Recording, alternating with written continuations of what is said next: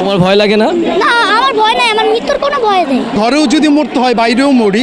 BGB বা পুলিশের আর্মিদের কাছে বলবো যে গুলি কর, আমাকে গুলি কর।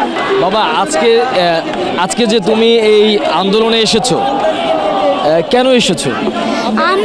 আমি আন্দোলনের বিচার পেতে আসছি। কার বিচার চেতে?